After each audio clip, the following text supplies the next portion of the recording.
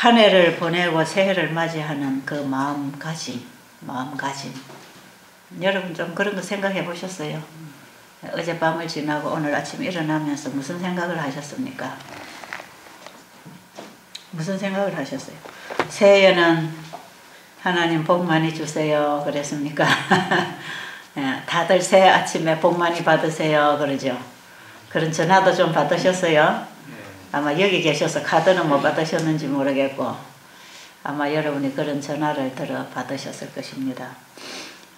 새해 복 많이 받으세요. 그 복이 어디서 오는 거라 그랬죠? 예? 그 복이 어디서 옵니까?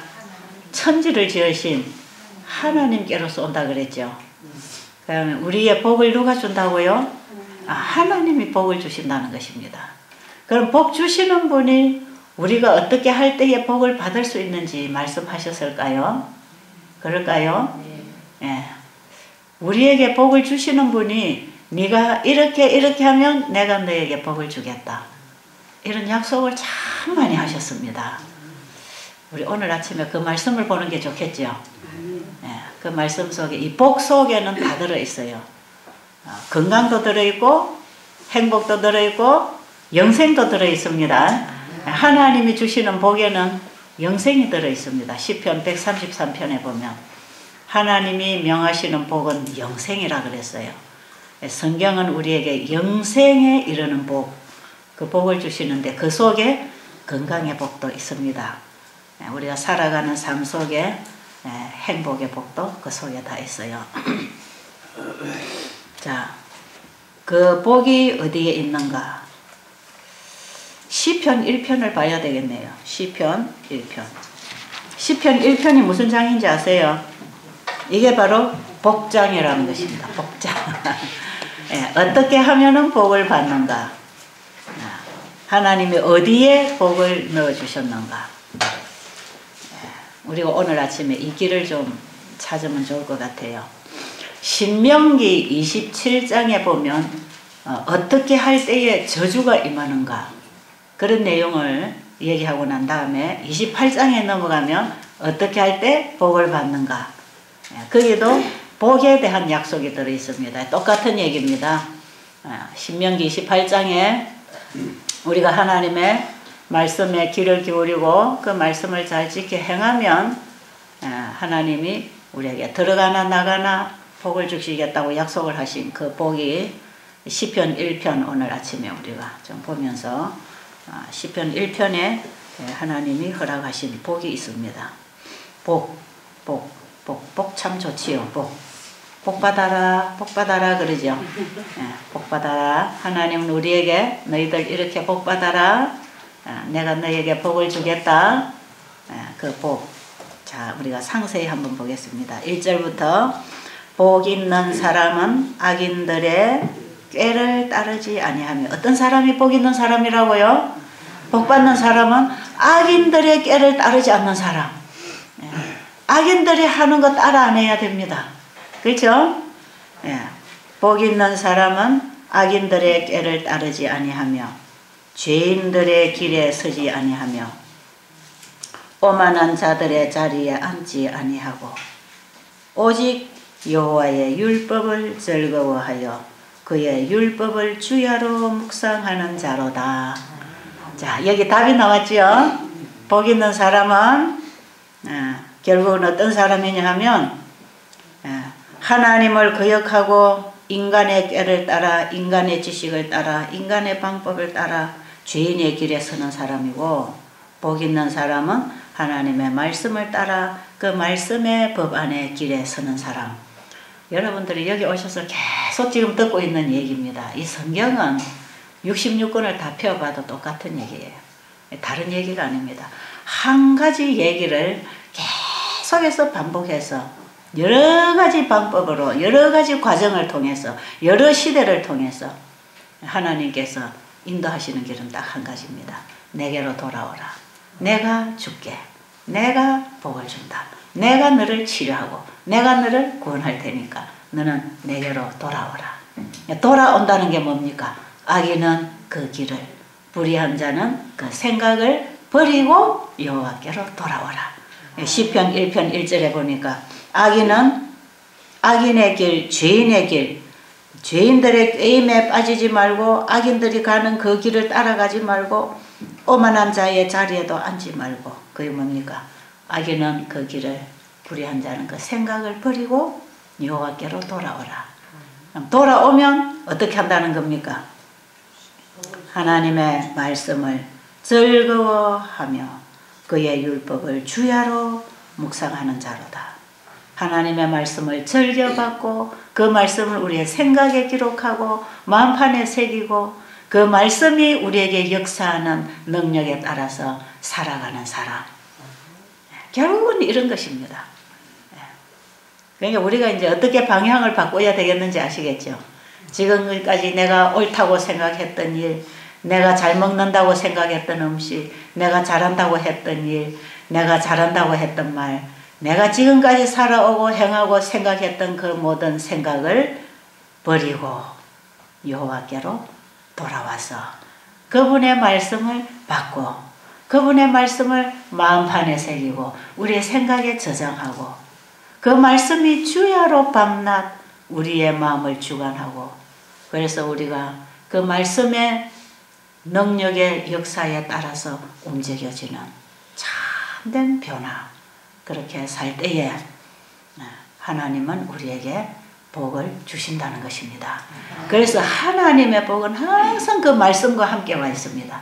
항상 하나님이 우리에게 주시는 복은 그분의 법 안에, 그분의 말씀 안에, 그분의 말씀은 그 일을 이루고 그 말씀 속에 우리의 모든 필요를 허락해 주고 계시기 때문에 그것을 우리가 받아들이고 지키면 사는 것이고 안 받아들이면 망하는 것이고, 그래서 하나님의 모든 말씀은 우리에게 법으로 지키면 사는 법으로 우리에게 세워주신 것입니다.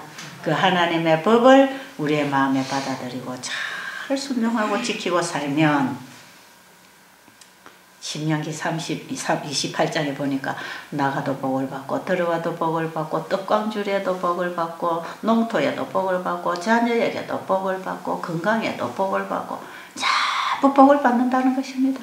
여러분들이 하나님의 말씀을 따라서 순종하고 지금 며칠 동안 살아보니까 우리의 몸의 세포도 다 새로 살아나고 있지 않습니까? 그죠? 이게 다 지금 우리의 생육 번성에 복을 허락하셨다 이 말이에요. 하나님이 창조시에 우리에게 주신 그 복을 우리가 잃어버리고 망할 수밖에 없었는데 다시 돌아와서 받아라. 내가 너를 회복시켜 주겠다. 이런 것입니다. 죄는 하나님이 주신 복을 거절하는 행위고 하나님의 말씀에 대한 믿음과 순종은 하나님이 허락한 복을 받는 길에 들어오는 것입니다. 그래서 우리가 하나님이 주시는 복을 믿음으로 받는 것이에요. 자, 오직 여호와의 율법을 즐거워하여 그의 율법을 주야로 묵상하는 자로다. 그는 시냇가에 심은 나무가 철을 따라 열매를 맺으며 그 잎사귀가 마르지 아니함 같으니 그가 하는 모든 일이 다 형통하리로다. 아멘. 하나님의 말씀을 받고 그 말씀을 따라 살아갈 때는 하나님이 그 길을 개척해 나가십니다. 아십니까? 하나님의 말씀은 비와 눈이 하늘에서 내려서 다시 그리로 올라가지 아니하고 반드시 땅을 적셔서 싹이 나게 하고 열매를 맺게 해서 먹는 자에게는 양식을 주고 심는 자에게 종자를 주는 것처럼 하나님의 입에서 나오는 그 말씀은 반드시 그 일을 이루어 형통하리라고 했어요. 그 말씀을 따라 갈 때에만 형통한 것입니다. 자, 하나님은 우리가 할 일을 대신해 주시려고 어떤 도움의 손길을 보내는 게 아니고 우리가 할 일을 할 때에 하나님이 거기에 복을 허락하십니다. 그러니까 가만히 앉아서 배고픈 사람이 가만히 앉아서 하나님 배고파요, 밥 주세요, 믿습니다 하고 있으면 밥이 올까요, 안 올까요? 밥이 안 옵니다. 하나님은 반드시 우리가 할 일이 있고 하나님이 하실 일이 있다고 하십니다. 그래서 우리가 할 일은 배가 고프면 누구 집 대문을 두드리고 밥 좀 주세요 할 때 그 집 주인의 마음을 통해서 우리에게 음식을 주실 수도 있다 이 말이에요. 그리고 여러분이 배고프지 않고 먹고 살고 싶으면 열심히 일을 해야 됩니다. 게으른 자는 배가 고프겠다 그랬어요. 게으른 자는 개미에게 가서 배우라 그랬어요.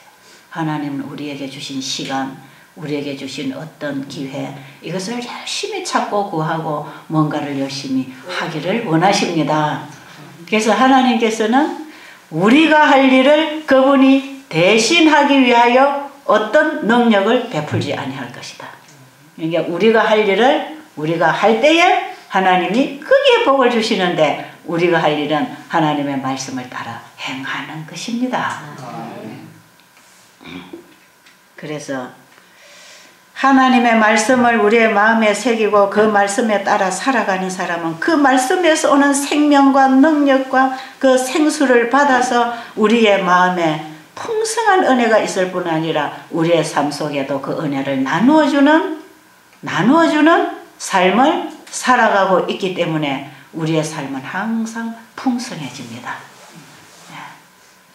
여러분, 저는 이 시편 1편 이 3절의 이 말씀을 가만히 저는 제 생애와 제 경험과 제 신앙과 같이 연결을 하면서 제가 이제 이런 말씀을 저는 이해를 하기를 원하죠. 저는 이 말씀을 읽으면서 늘 이것이 뭘까? 이게 나에게 어떻게 역사하고 어떻게 이 말씀이 나에게서 이루어져 나왔는지 혹은 내가 이것을 만나지 못하고 경험하지 못했는지 이런 부분을 가지고 저는 자꾸 이제 내 자신과 성경을 함께 이래 자꾸 이제 연결해서 제가 말씀을 읽는 그런 습관이 있어요. 이 성경은 나하고 관계되지 않았다고 생각하면 사실 재미없는 책입니다. 아무 읽을 이유도 없지요. 그죠? 근데 성경은 참 내 얘기하고 만납니다. 우리 인생 얘기하고 만나고 우리의 건강 얘기하고 만나고 우리 자녀 얘기, 부모 얘기, 부부 얘기, 자식 얘기 참 우리 얘기하고 만납니다. 이 말씀은. 그래서 이런 경우에 저런 경우에 저런 경우에 이런 과정 저런 과정 여러 가지 다양한 이런 과정을 우리에게 상세하게 설명을 해서 어떤 누구도 자기 얘기로 만날 수 있도록 만들어 놓은 책이에요. 그래서 이 성경은 양이 많다 이 말이에요. 양이 참 많아요. 이 양이 이렇게 많은데 이 내용은 한 가지로 보면 같은 얘기 참 같은 얘기. 하나님의 말씀을 보면 내가 죄인인 줄 알지 않습니까? 그죠? 우리의 죄를 누가 대신 짊어지고 용서해 주셨다? 예수님이 내 죄를 위하여 십자가에 돌아가시고 나의 죄를 그분이 속해 주셨으니까 우리의 지금까지 이 말씀에 잘못 살아온 그 죄는 예수님께 갖다 드릴 때 예수님이 내 죄를 용서해 주셨다고 생각할 때에 얼마나 그분이 감사하고 고맙겠습니까? 그래서 정말 그분에 대한 감사와 고마움이 있으면 우리가 그분을 사랑하게 된다 그랬죠. 그분을 사랑하는 그 감사한 마음으로 이 말씀을 이제 보면 그때부터는 내가 이 말씀을 받아들이게 돼 있습니다. 그래서 이 말씀을 우리가 감사한 마음으로 받아들이면 이 말씀이 우리를 살게 해서 말씀에 따라 순종을 하게 해주는 책입니다. 이 책이. 성경은 한마디로 요약하면 그렇게 만들어져 있는 책이에요. 그래서 이 모든 말씀은 우리 인간 100% 죄인인 우리 인간이 보면 100% 불가능한 내용만 적혀 있습니다. 여기. 그래서 우리가 뭐라고 하냐 하면 사람이 어떻게 하나님의 계명을 지킬 수 있어? 사람이 어떻게 율법을 순종할 수 있나?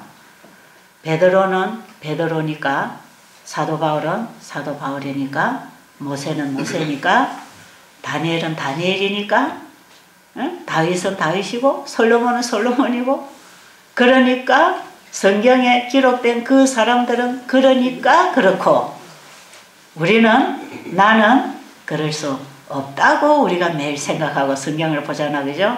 맨날 성경을 봐도 나오는 거리가 먼 얘기입니다. 그렇게 보면.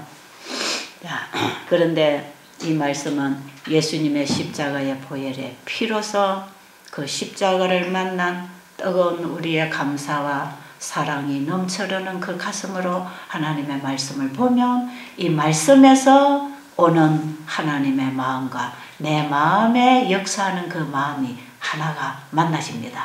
아시겠죠? 이게 만나지는 것이에요.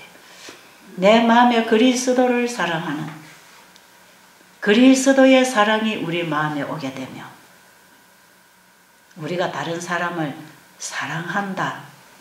그 얘기는 우리가 다른 사람에게 하나님의 말씀대로 행한다 이런 뜻입니다. 그래서 하나님을 진정으로 사랑하는 사람은 그분의 계명을 지키는 것입니다. 그렇죠? 하나님을 진정으로 사랑하는 사람은 내 이웃에게 해를 끼치지 않습니다. 내 이웃에게 유익을 주기 위하여 그들을 돕는 자 중에 서 있습니다. 아십니까? 그럴지라도 우리 인간의 본성은 참 악한 그 본성이 항상 그 밑에서 살아나려고 역사하고 있기 때문에 정말 예수님의 십자가를 만나고 그분의 말씀을 따라 살아간다 할지라도 나는 항상 죄인이다 하는 사실은 잊을 수가 없습니다. 아십니까? 그래서 사도 바울이 그 뜨거운 십자가 경험을 하고도 나는 죄인 중에 괴수라. 오직 자랑할 것은 그리스도 십자가밖에 없다는 그 고백은 우리가 죽기 전까지는 내 안에 죄의 본성이 살아서 끊임없이 꿈틀거리기 때문에 그리스도의 사랑이 우리의 마음을 온전히 사로잡아 줄 때에만 이것이 눌려있는 것이고 이것이 이기지 못하는 것이고 우리가 죄의 종이 안 되는 것이고 그리스도가 잠깐 그리스도를 바라보는 눈이 한쪽으로 흘러가서 그분을 시야에 놓쳐버리면 이 죄가 또 튀어나옵니다. 이것이 때로는 우리가 입으로 말을 안 했다 할지라도 내 속에서는 이기심이 언제든지 두 세력이 싸우고 있단 말이에요. 로마서 7장에 보면 사도 바울이 두 세력이 싸운다 그랬어요. 근데 옛날에 내가 예수님을 놓쳐버렸을 때는 내 안에 죄가 이기는데 8절에 가면은 그리스도 예수 안에 있는 자에게는 결코 정죄함이 없나니 성령의 생명의 법이 죄와 사망의 법에서 우리를 해방하였다 그랬어요. 그래서 로마서 8장으로 넘어가면 그리스도 안에서만 승리하게 돼 있고 그리스도 밖에서는 언제든지 죄가 우리를 이기게 돼 있는데 이것은 거듭난 사람에게도 끊임없이 싸워야 할 싸움입니다. 이것은 꼭 거듭나지 않았기 때문에가 아니고 거듭났기 때문에 항상 로마서 8장에만 머물러 있는 게 아니고 거듭나지 않았기 때문에 항상 로마서 7장에 머물러 있는 게 아니고 아무리 거듭나는 경험을 해도 날마다 더 깊은 거듭남의 경지에 들어가지 아니하면 여전히 로마서 7장에 있는 그 상태에 우리는 빠져들어가게 되어 있습니다. 아십니까? 그래서 우리는 나는 되었다고 생각할 여지가 한순간도 없습니다. 정말 내가 거듭났다. 내 안에 성령이 있다. 그리고 내가 정말 내 안에 사랑이 있다. 이거 어떤 사람도 자신 있게 말할 수 있지 않아요. 몰라 그렇게 할 수 있는 사람이 있는지 모르겠지만 저는 그게 잘 안 됩니다. 아직 그게 잘 안 돼요. 아무리 봐도 내 자신을 보면 희망 없어. 저 솔직히 제 고백이에요. 근데 제 마음에 제 중심에 진짜 놀라운 변화는 일어났어요. 놀라운 변화가 제게 일어났습니다. 일어났는데 그 변화가 뭐냐 하면 옛날에 내가 이 예수님의 십자가를 제가 경험하지 못했을 때 그 십자가가 나의 죽음 문제를 해결해 놓고 나를 살려놨다는 이 놀라운 사실을 내 개인의 얘기로 받아들이지 않고 그냥 교회 다니면서 목사님 설교 듣고 성경 읽고 성경 외우고 가르치고 성경에 그랬단다 이렇게 제가 읽고 다닐 때 그때는 제가 말씀을 수박 끄덕기로 보고 성경 속에서 예수님의 십자가를 만나지 못한 상태예요. 그러니까 꼭 이방인들하고 똑같은 정신으로 교회 갔다가 집에 왔다가 교회 갔다가 내 사업장으로 교회 갔다 계속 이렇게 돌고 살았어요. 근데 제가 예수님의 이 십자가를 경험하고 나서 저는 분명히 달라진 게 있습니다. 그게 뭔가 이제 이후로 나를 위하여 살지 않고 나를 위하여 죽었다가 다시 사신 자를 위하여 사는 것이라. 이것은 누가 해라 해서 하는 게 아니라 내 마음에서 결정이 됐어요. 내가 그리스도와 함께 십자가에 못 박혔나니 이제 이후로 내가 사는 것이 아니요 내 안에 그리스도가 사시는 것이라. 그 예수님이 내 안에 들어오시는 경험이 제게 일어났습니다.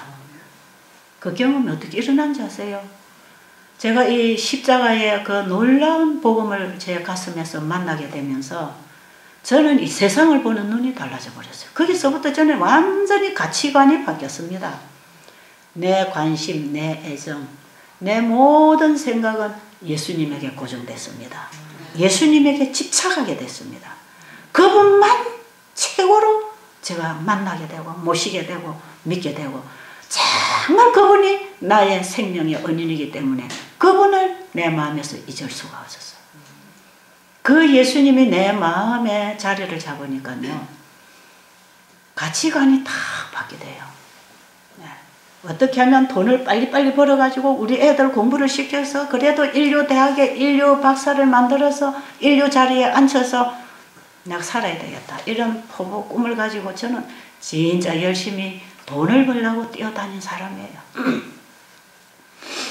그래서 돈을 벌 수 있는 길이 어디 있을까 이런 걸 막 찾아다니면서, 왜 우리 아이들 빨리빨리 키워서 공부 다 마쳐서 제자리에 앉아서 일하게 해놓고, 그 다음에 이제 내가 또 늙어서 먹고 살 거 다 준비해놓고, 그 다음에 시간 나면 이제 뭐 복음사업도 조금 해야지, 교회가 봉사도 좀 더 헌신도 하고, 그때 되면 내가 할 일이 없으니까 이제 복음 전하러 다녀야지. 그런 정도의 양심을 가지고 교회를 수십 년을 다니면서 끊임없이 제가 보이는 것에 관심을 가지고 이걸 먼저 해야 신앙을 바로 한다고 생각했거든. 그 뭐 해놓고 교회 간다 그러지요. 해놓고 나도 복음사업 하겠다. 그렇게 항상 세상살이가 첫째가 되고, 두 번째는 예수님이, 항상 예수님 뒤에 계시다가 내 거 다 해놓으면 예수님 오세요. 그리고 또 만나고, 그런 신앙을 하고 다녔습니다. 그러니까 이 말씀은 저에게 계속 부담만 되지 절대로 은혜가 안 됐어요.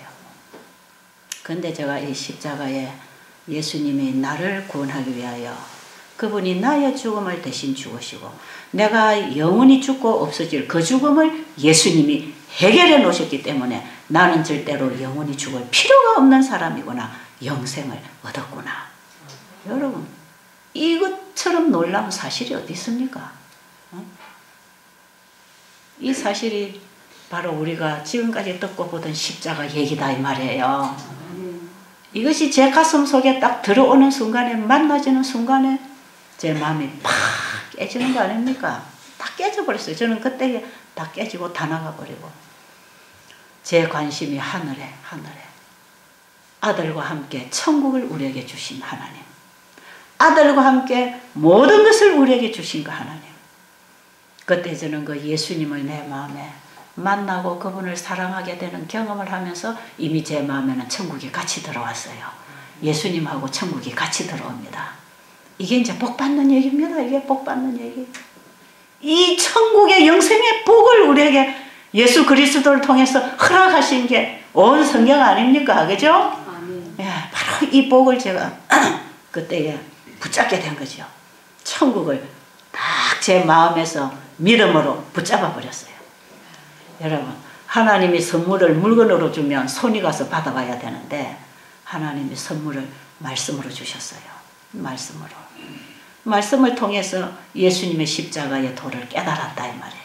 말씀을 통해서 하나님이 주셨기 때문에 그 말씀 속에 약속하신 그분의 약속을 붙잡는 손은 마음입니다. 그렇죠? 왜 마음이 붙잡고 가야 될 거 아닙니까? 그걸 믿음이라 한다 이 말이에요. 그분이 주시는 선물을 확 마음이 나가서 받아오는 걸, 그걸 믿음이라고 하는 것입니다.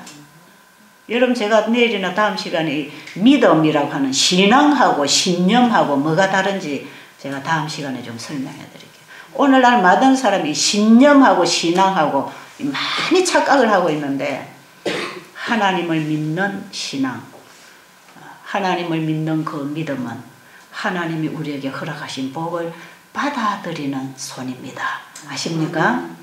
그때 저는 예수 그리스도를 내 마음에 받아들이면서 같이 따라온 하늘을 제가 딱 바꿔보니까, 더 좋은 것을 만나고 나니까 덜 좋은 것은 눈에 보이지를 않아요.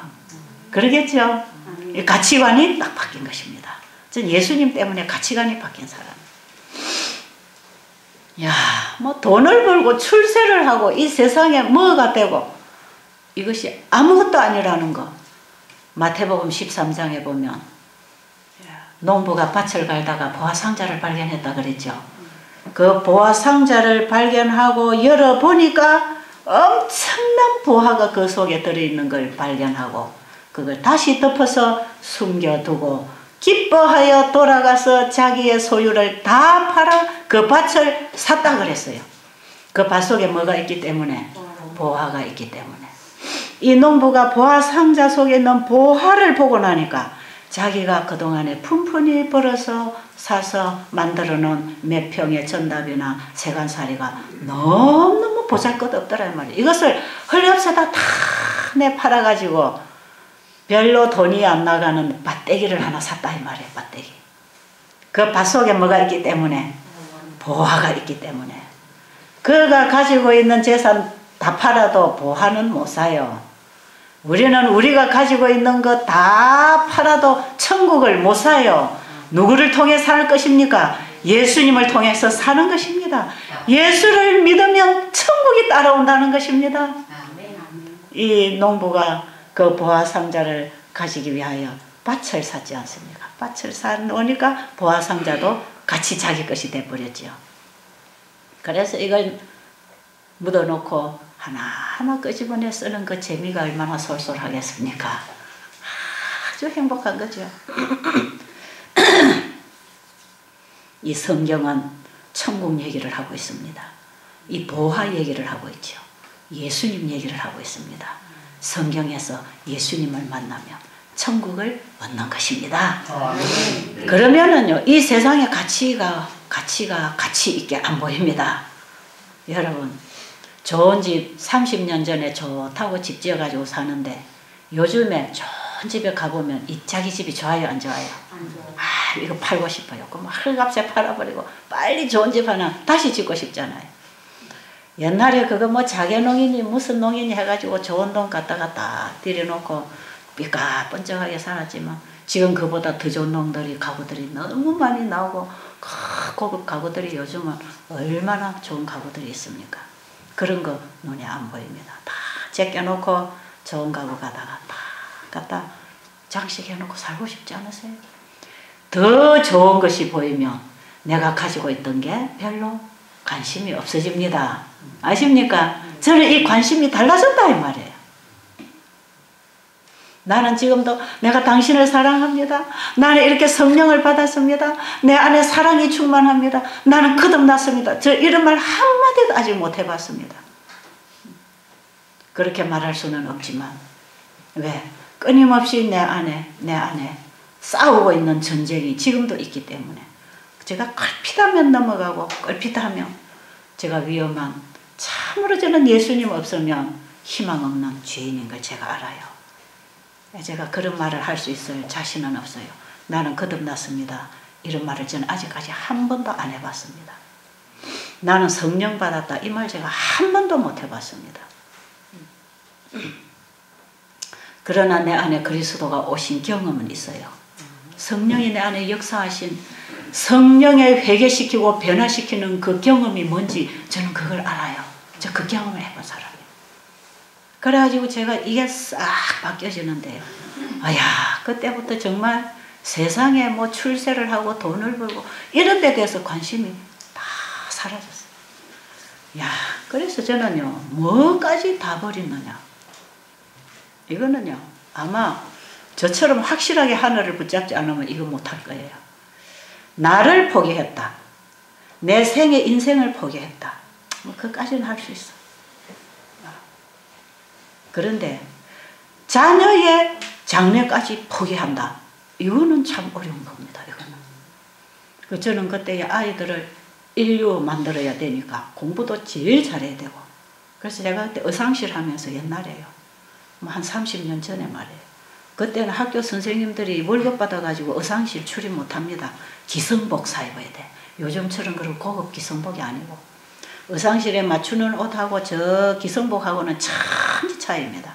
이 의상실, 제가 제 옷을 만들어 입다가 이 아무리 좋은 옷도 사다 준 옷은요, 사람들 앞에 입고 나갈 자신이 없을 만큼 옷이 후죽합니다. 그게. 그럴 때에 우리 아이들 담임선생님이 철철이 정장 한 벌씩 빼입혀가면서 치맛바람 날리면서 우리 아이들 잘 키우라고, 잘 키워서 1등 해야 아이들 길을 살려야 되고 1등을 해야 되고 그래서 인류학교 가야 되고 제가 이런 식으로 아이들을 키우려고 아주 세상 치맛바람 날리면서 세상 친구들하고 똑같이 나란히 제가 그렇게 열심히 세상에서 살라고 했던 사람. 그래서 아이가 공부를 좀 못하면 밤을 새워서라도 풀어야 잔다 그러고 풀으라 그러고 제일 호되게 큰 애가 우리 큰딸입니다. 큰딸. 걔가 또 공부도 잘했어요. 지가 학교 안 가는 날도 선생님이 딱 반장 뽑아 놓습니다. 토요일 학교 안 가니까. 토요일날 반장 선거하면 선생님이 어찌 만들었던 간에 아이들을 주 삶아가지고 반장을 딱 만들어 놓거든요. 그것도 또 신앙 안에 잘 키우겠다고 저 경산 36 중고등학교, 중학교부터 떼놨어요. 학교 가서. 공부, 선지자 학교에서 공부해야 되니까. 근데 제가 이런 사실을 다 이 천국을 딱 보고 나니까요. 이 진짜 교육은 하나님 아는 교육을 시켜야 되는 거구나. 그것이 영생이다라는 것입니다. 하나님과 그의 보내신 자 예수 그리스도를 아는 것이 영생이라. 이 아이들을 하나님도 모르는 선생 밑에 가서 하나님 모르는 지식을 가르쳐서 하나님 모르는 사람으로 출세해 봐야 영생은 잃어버리는 거구나. 저 여기서부터 모든 세상의 사물을 보는 가치가 달라졌어요. 그래서 제가 어떻게 했는지 아세요? 아이들 학교에 있는 애를 집으로 데리고 와서 그때 제 관심이 어떻게 달라졌냐 하면 왜 애를 데리고 와야 되냐면 우리 집에 손님들이 많으니까. 왜 이 손님이 많아졌는가? 여러분 같은 분들이 자꾸 오니까 그래요. 그래서 제가 그때부터 이게 딱 달라지니까요. 그때부터 제 생각이 모든 게 다 바뀌어져요. 이게 이제 새로운 피조물이 된다는 얘기입니다. 새로운 피조물. 사망에서 생명으로 옮겨졌다는 그 얘기가 결국은 아직도 우리는 아직도 도달해야 할 목표 지점에 가고 있는 과정이기 때문에 아무도 안전하지 않아서 나는 구원받았다 이런 얘기를 할 수는 없지만 어쨌든 저는 이런 완전히 제가 가던 길에서 악인은 그 길을 불의한 자는 그 생각을 버리고 여호와께로 돌아오는 그 변화가 제게 일어났어요. 그래서 옛날에는 제가 이제 뭐가 달라지냐 하면요. 내 가게에 오는 손님들 있잖아요. 그 손님 딱 봐가면서 손님 대접합니다. 어떤 사람은 어쩌다가 바지 하나 맞추고 갈 사람 있고 어떤 사람은 옷을 서너 벌씩 맞추고 갈 사람들이 있단 말이에요. 제가 저 부산에서 영주동에서 이 의상실을 할 때에 그 코모도 호텔에 있는 이런 아가씨들이 전부 단골입니다. 단골. 그 초량 뒷골목에 가면 그 아가씨들 많잖아요. 다 그런 사람들이 단골이에요. 그러니까 얘들이 한 번씩 오면 자기 몸에 맞도록만 옷을 잘해주면요. 서너 벌씩 맞춰놓고 갑니다. 하룻밤에 수입이 생기는 거 그런 수입들이 이런 애들이. 그럼 제가 이런 애들 오면은 뭐 담배 줄까? 커피 끓여줄까? 이러고 손님 맞이하지요. 예. 그리고 그냥 가정주부 그냥 어쩌다가 참 필요해서 옷 하나 맞춰야 되겠다고 오는 사람 보면 그냥 이것저것 따지고 뭐가 몇 푼이 싼가 이거 따지고 한 벌 맞출라 돈이 안 맞아서 바지는 하나 맞추고 이런 사람 하려면 하고 말라면 말고 그냥 그냥 내가 바쁘니까 또 다른 사람하고 얘기하고 두 사람이 같이 들어오면 나는 몇 벌씩 맞추는 사람 붙잡고 앉아야지. 예, 바지 하나 맞추러 오는 사람 붙들고 이 사람 놓치고 싶지 않은 것입니다. 왜 그럴까요? 이 사람하고 이 사람하고 뭐가 다릅니까? 똑같이 우리 집에 온 손님인데 내게 얼마만큼의 수입이 생기느냐에 가치가 있는 거 아닙니까? 그죠? 그러니까 제가 가까이 만나는 사람들을 제 유익을 위한 수입원으로 제가 사람을 재고 있단 말이에요. 교회 가서도 제가 그렇게 일을 하고 있었어요. 내가 교회에서 이렇게 열심히 어린이부도 잘하고 뭐 봉사 많이 하면 목사님이 나 믿음 좋다고 해주겠지. 교인들이 날 보고 믿음 좋은 사람이라고 그래도 인정 안 해주겠나? 그 어떤 상대에게 하는 것을 나의 유익을 위해서, 내 수입을 위해서, 수입원으로 상대를 대하고 있더라 이 말이죠. 여러분은 그리 안 하지요? 저는 그러고 살았어요. 그래가지고 저는요, 교회 가서도 헌금을 내가 어느 날은 뭐 교회 건축한 데서 헌금을 내가 실컷 해놨는데 내 이름도 안 불러주면 괜히 냈네 싶어. 괜히 내가 많이 냈구나. 이름도 한번 안 불러주는 걸. 그 어떤 사람은 자기 연금 내놓고 목사님이 이름 안 불러주면 시비하고 나중에 교회가 안 나갑니다. 기분 나빠서. 여기 계신 분은 그래 안 해봤죠? 저는 그렇게 신앙을 했습니다.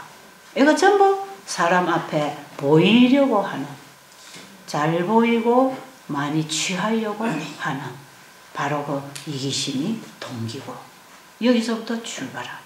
그래서 손님은 막 쏘세요.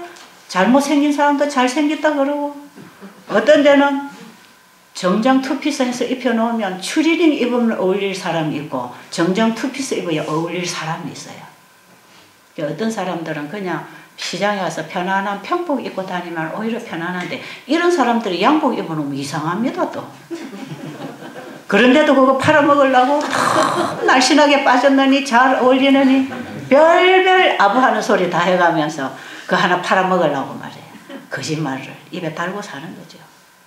그 친절, 그 베푸는 그 알량한 친절이 참 이기적인 친절.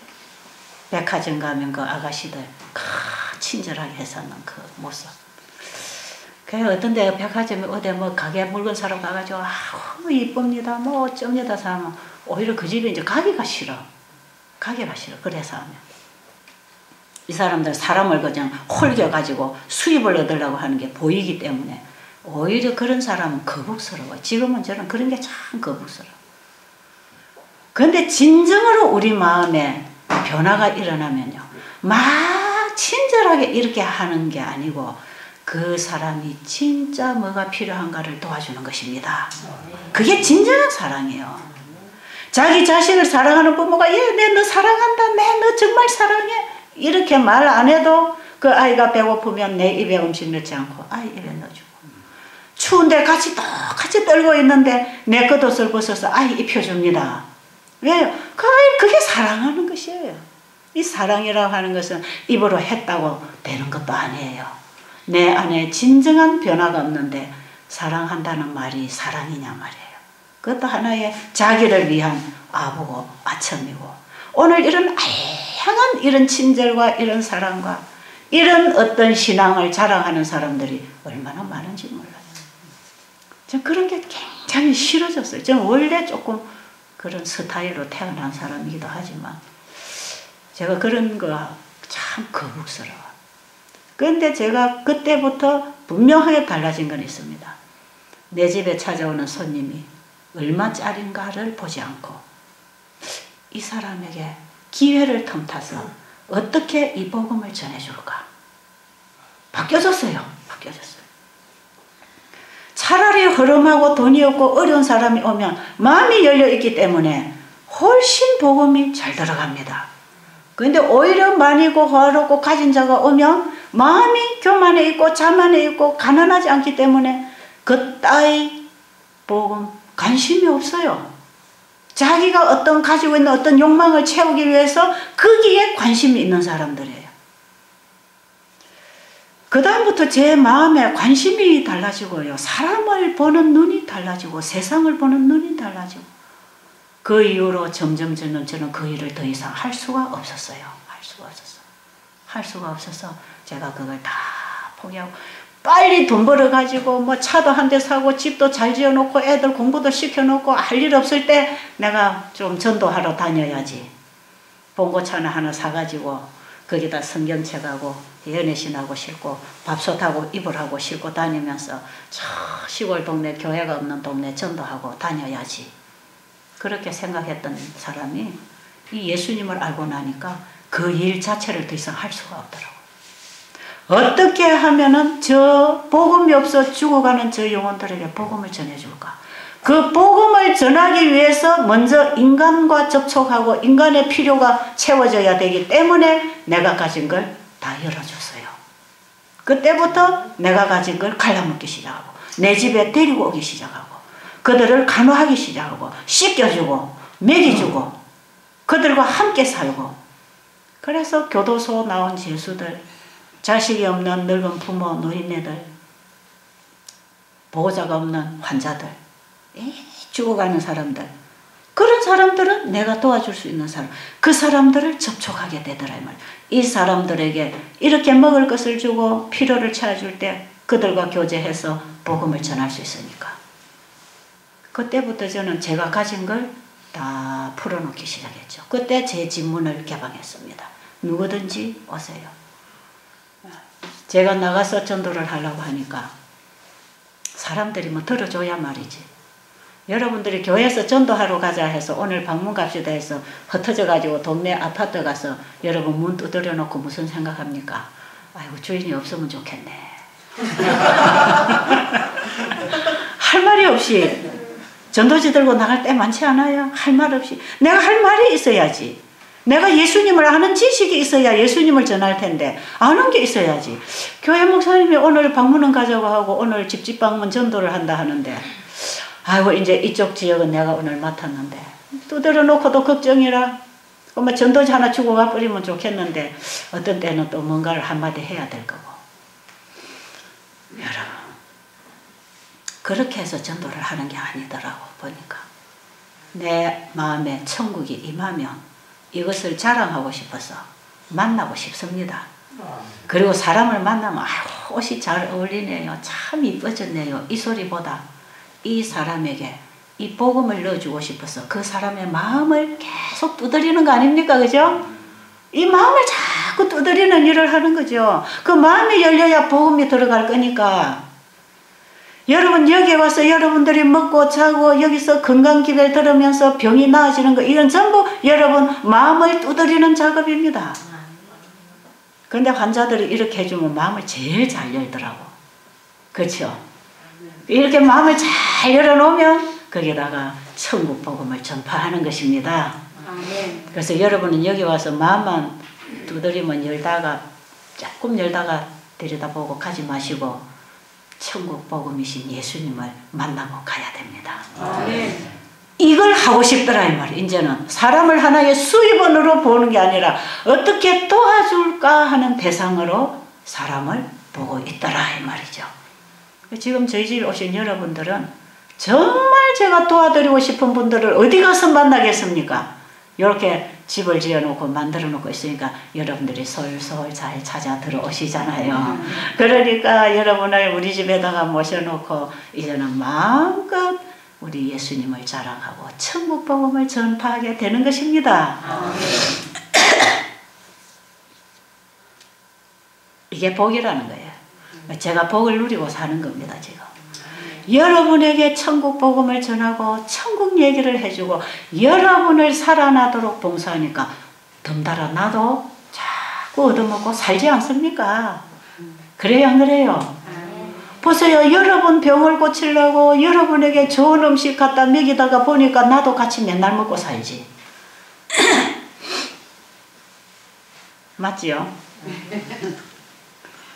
저는 여러분 과일 나올 때 과일에 사과 한 개에 조금이 동전보다도 더 작은 썩은 부분이 있으면 저는 그거 버리라 그럽니다. 절대로 환자 입에 썩은 과일 먹이지 말아라. 제가 우리 건집사님 보고 내가 종종 당부를 하죠.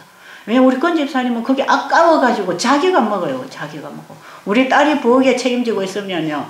절대로 환자들 이 몸에 독성을 빼야 되는데 사과나 배나 뭐든 간에 이 조금 동전만큼 한쪽에 이렇게 썩어 들어가면 이거 잘라버리고 다 먹이잖아요. 사람들 먹고. 근데 엘렌 G 화이트는 요 독이 이렇게 생기면 그 전체에 독이 퍼져 있답니다. 그 썩은 과일을 먹지 말라 그랬어요. 그리고 주석 공장에도 갖다 주지 마라 그랬어요. 그 독이 있다는 것입니다. 어떤 때는요 4월 5월 돼서 사과 같은 거 냉장고에 있던 거 사과 오잖아요. 한 박스 두 박스 세 박스 사다 놓으면요 2, 3일 지내는 동안에 어떤 데 보면 절반이나 동글동글 썩어나와.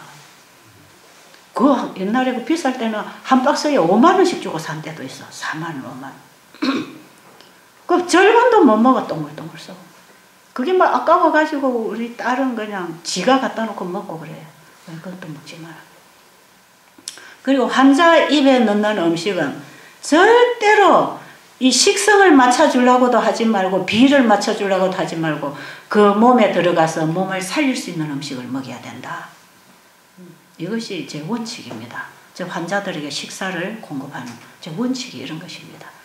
뭐 맛이 있다 하든지 없다 하든지 잘 차렸다 하든지 못 차렸다 하든지 그 칭찬 받으려 하지 말고 요리 솜씨 좋다는 칭찬 받으려 하지 말고 어쨌든 환자가 먹어서 몸에 유익이 되는 음식으로 공급해라.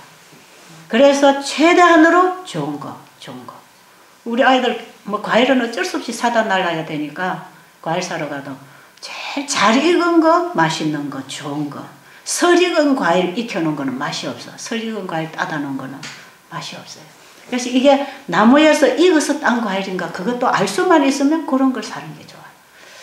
그래서 우리 이제 애가 맨날 사러 가면 이제 가게 주인들이 알아요. 우리 집에는 환자들이 먹는 음식이라 제일 좋은 거 주세요. 그래가지고 항상 사러 다니면은 그 집 가게 주인들이 아니까 오늘 여기 좋은 거 들어왔다고 가져가라고 이제 그런다는 것입니다. 그러다가도 와보면 어떤 거는 막 썩어 있고 어떤 거는 형편이 없고 그런 게 있어요. 근데 어쨌든 여러분들을 살리고 싶어서 살게 됐습니다. 이게 제 마음의 변화지요. 그렇죠? 제가 만나는 사람이 누구든지 그를 살려주고 싶어서 살게 됐죠.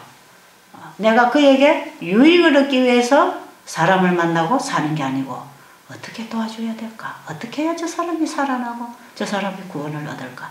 여기에 관심이 집중되는 것입니다. 그게 바뀌어지는 것이에요. 그래도 그런 원칙 안에서 살아가도 제 마음에 항상 또 뭐가 들어있냐?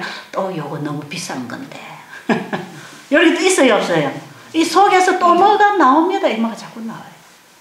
그리고 어떤 때는 또 거슬리면 또 한 대 지어받기도 하고. 이게 내 안에서 항상 이게 기회만 틈타 있으면 틈타가 푹푹 나오려고 지금 밑에 세력들이. 그래서 내 안에 나를 가만히 넌 형편없어. 넌 형편없어. 지금도 저를 보면 나는 형편없는 사람이에요. 지금도 나는 또다시 거듭나는 경험에 들어가야 될 사람이라. 아십니까? 지금도 제일 처음 바라봤던 그 지점으로 또 들어가야 되는데 더 깊은 회개를 하게 되는 것입니다. 옛날에는 내 가진 것만 다 나누고 하면 되는 줄 알았는데 내 마음까지 이제 다 나눠야 되잖아. 마음까지도 다 이루어줘야 되잖아요.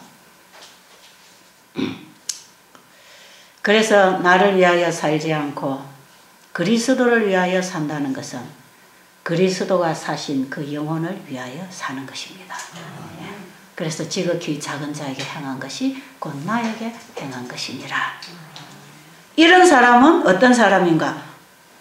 복 있는 사람은 죄인의 길에 서지 아니하고 악인의 꾀를 따르지 아니하고 오만한 자의 자리에 앉지 아니하고. 이제 무슨 뜻인지 아시겠죠? 우리 인간의 본성은 다 이런 것입니다. 여기서 우리가 예수님을 만나는 것은 말씀을 통해 만나는 겁니다. 그 말씀이 내 안에 주야로 묵상되어 있는 사람은 악인이 사는 그런 모습으로 그런 길에 가서 그 꼬임에 빠져서 쏘가 살지 아니하고 오직 그 말씀이 나의 원칙이 되고 그 말씀이 내 길을 비추고 그 말씀이 내 마음을 주관해서 그 말씀을 따라서 살아가는 사람, 그 하나님의 말씀에 따라 행하고 사는 사람.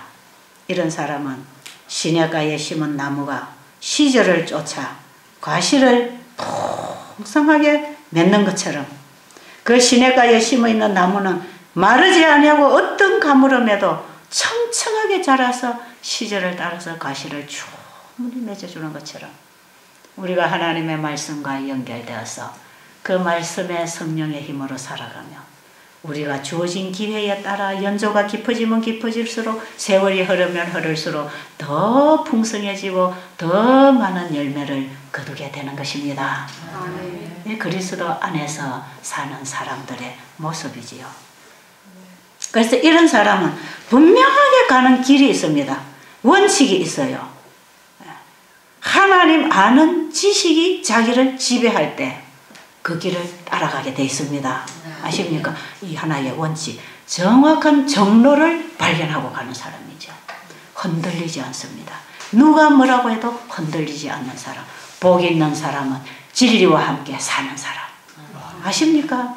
복 있는 사람은 그리스도로 인하여 사는 사람. 하늘로부터 오는 생명줄을 잡고 따라가는 사람. 거기에 복이 오는 길이 있습니다.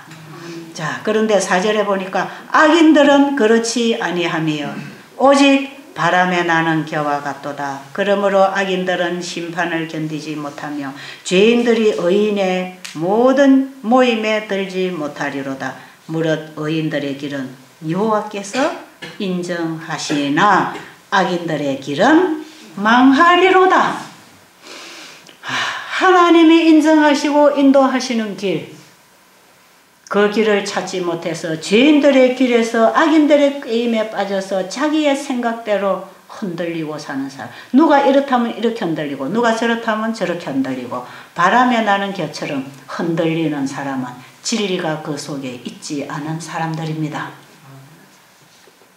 여러분, 병이 걸리니까 약이 너무 많지요. 병이 걸리니까 약이 너무 많고 치료법도 너무 많지요. 흔들거리죠. 왜? 답을 모르니까. 누가 고치실 것이다? 만드신 분이 고치실 것인데 만드신 분의 처방을 따라 가야 됩니다. 그게 고쳐지는 길이에요. 그게 사는 길이에요. 그런데 이 원칙이 없는 사람, 진리가 나를 주관하지 않고 하나님의 율법에 묵상되지 않은 사람들은 사람의 말에 자꾸 흔들립니다. 누가 이 약 좋다면 이거 사보고 저 약 좋다면 저거 사보고 저 약 좋다면 저거 사보고 그래 나중에 보면 약들만 수두룩 제 책상 저 서랍에도 가면 약통이 많이 있어요. 약통이 많이. 그게 다 무슨 약인지 아세요? 알아맞혀 보세요. 저한테 누가 약을 무슨 약 주겠습니까? 눈에 좋다는 거 다 줍니다. 눈에 좋다는 거. 미국을 가도 카나다를 가도 한국을 가도 어디를 가도 눈에 좋다는 약을 다 줍니다. 다 달라요. 다 달라요. 저한테 저를 보고 이 사람들이 내 눈을 하나 줄 수만 있으면 줬으면 좋겠네요. 집사님은 오래 살아야 돼요. 그런 얘기를 제가 참 많이 들어요.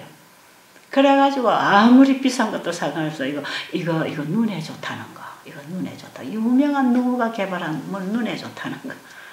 그냥 예 감사합니다. 그러고 제가 받아오지요. 책상 안에 저 서랍장 안에 넣어놓고 별로 자꾸 먹고 싶지 않아요. 그 뭐 먹어서 도움이 될 것도 좀 있을 것인데 제가 사람들이 이런 거 먹으면 어떻겠습니까 할 때 제가 어떻게 대답을 하느냐 하면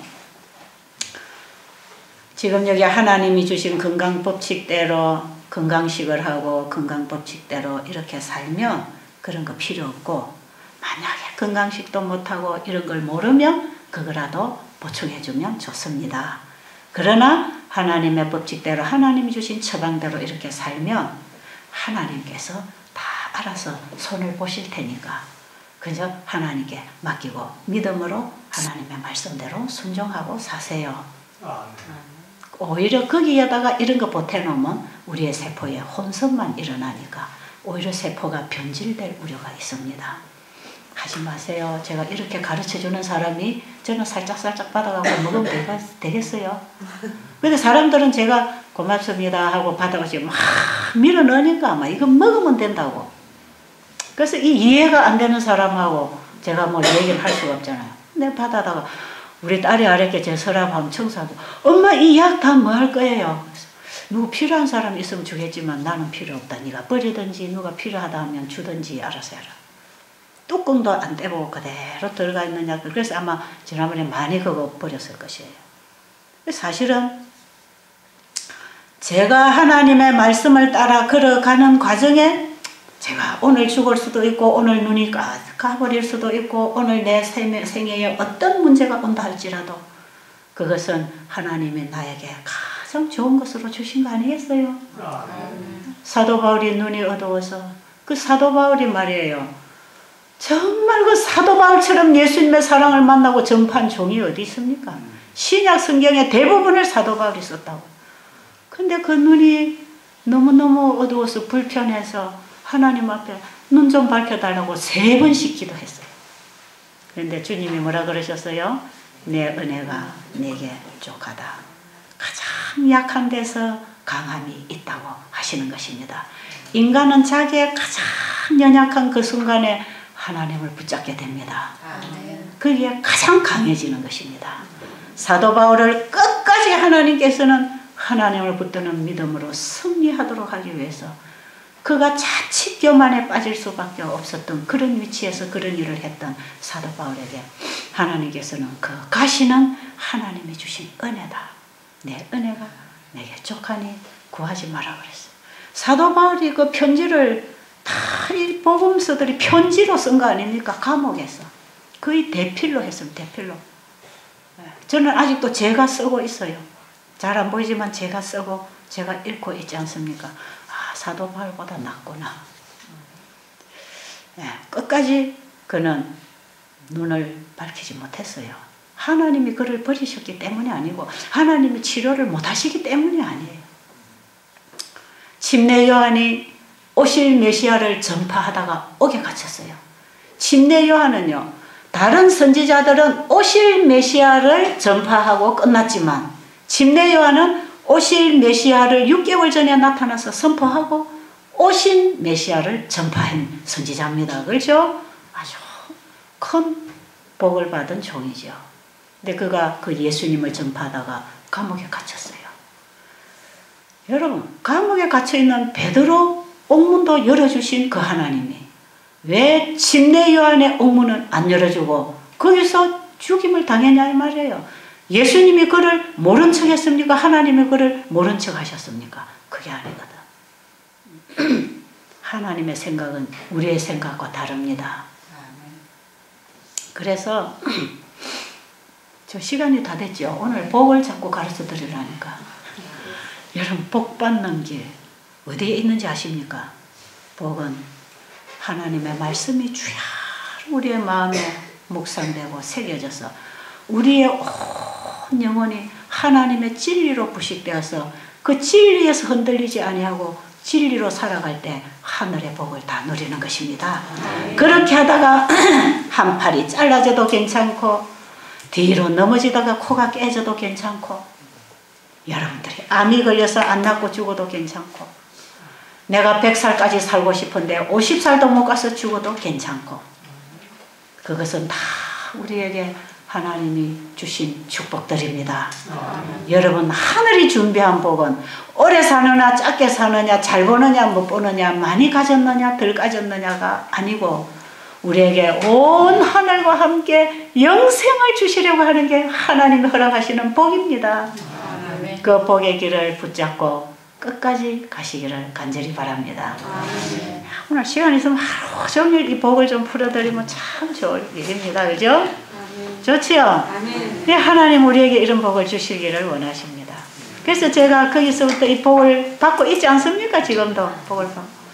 여러분을 살리는 메시지가 저를 살리고 여러분을 먹이서 살리는 음식이 저를 살리고 여러분을 좋은 환경에 모시고 싶어서 이 산골까지 들어와서 집을 지은 여기에 요즘 보니까 내가 누리고 살고 있지 않습니까? 다른 사람을 위하여 살아가는 그 삶은 곧 자기를 살리는 삶이라. 나도 살고 남도 살리고 그렇게 사는 것이 복받는 길입니다. 나도 죽고 남도 죽이는 거 말고 나도 살고 남도 살리고. 그래서 우리 환자분들 먹어야 되니까 농약 없는 쌀 좀 주세요 하고 쌀 갖다 먹이니까 저도 농약 없는 쌀 먹고 있잖아. 그렇죠? 꼭 여러분 좋은 거 먹이니까 나도 좋은 거 먹고 여러분 나쁜 거 먹이면 나도 나쁜 거 먹어야 되니까 나도 살고 여러분도 살고. 좋지요? 아멘. 한번 그렇게 살아봅시다. 아멘. 새해 아침 우리의 결심 나도 살고 남도 살리고 그것이 어떻게 사는 것이다? 하나님의 말씀으로 사는 것이다. 네, 우리 우리는 그런 통로가 되어서 하늘과 땅을 연결하는 하나님이 사용하시는 성령의 통로가 되어서 사시기를 간절히 바랍니다. 아멘.